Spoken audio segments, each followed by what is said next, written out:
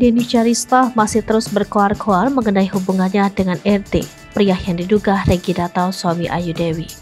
Pengusaha bunga tersebut kini malah menyeret sejumlah nama-nama artis yang dinilai telah ikut campur dalam permasalahannya. Salah satunya adalah Luna Maya.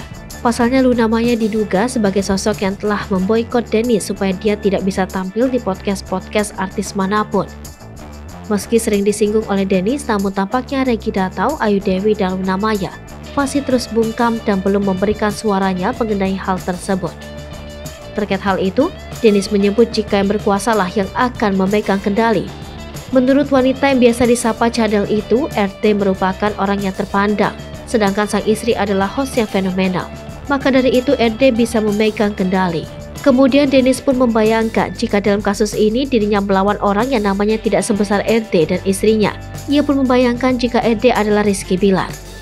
Lebih lanjut, selegram tersebut mengatakan jika orang yang berselingkuh mau dari kalangan kaya, berkuasa, dan lain sebagainya tidak seharusnya ditutup-tutupi. Ia malah curiga jika orang-orang yang menutupi kasus RD tersebut ternyata juga sama-sama berselingkuh. Di akhir pernyataannya, Dennis mengaku sebagai pembela kebenaran dan keadilan, dirinya akan memberantas semua orang yang ikut campur dalam permasalahannya.